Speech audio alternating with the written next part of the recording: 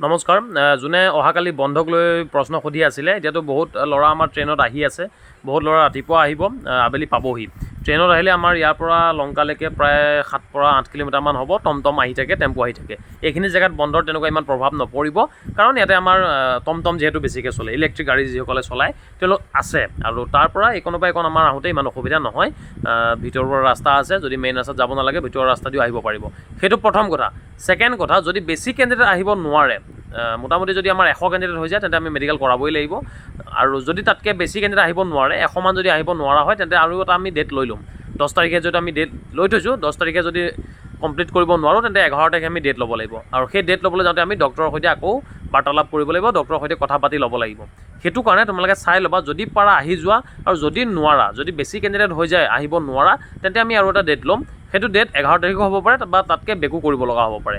কাৰণ আমি 10 তাৰিখে যিহেতু অলৰেডি কনফাৰ্ম কৰিছোঁ, আৰু বন্ধটো যিহেতু এতিয়া কেতিয়া দিছে মই গম নাপাওঁ। ডেট যিহেতু আমি আগতেই কনফাৰ্ম কৰিলোঁ, আৰু ডেট আমি আগতেই কনফাৰ্ম কৰিব লাগিব।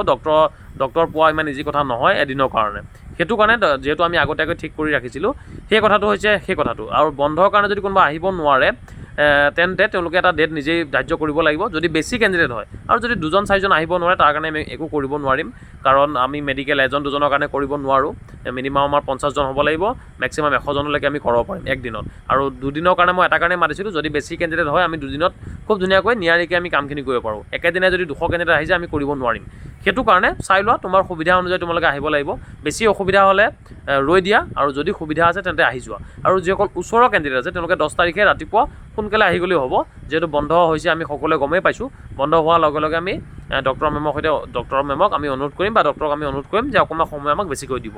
আৰু 10 তাৰিখে আমি দিনটো থাকিম। 10 তাৰিখে আমি দিনজোৰা কাৰ্যসূচী যিহেতু, 10 তাৰিখে আমি গোটেই দিনটো প্ৰেজেণ্ট থাকিম। এতিয়া যোনে অহাকালি আহিব নোৱাৰে, তেওঁলোকে 10 তাৰিখে সোনকালে আহিব লাগিব। আৰু যিসকলে অহাকালি আহিব, মানে 9 তাৰিখে যিসকলে আহি যাব, তেওঁলোকৰ কোনো অসুবিধা নাই। তেওঁলোকে আমাৰ ইয়াত থাকিব পাৰিব। অলৰেডি আমাৰ এজন কেণ্ডিডেট আহিছে, ইয়াতে আছে।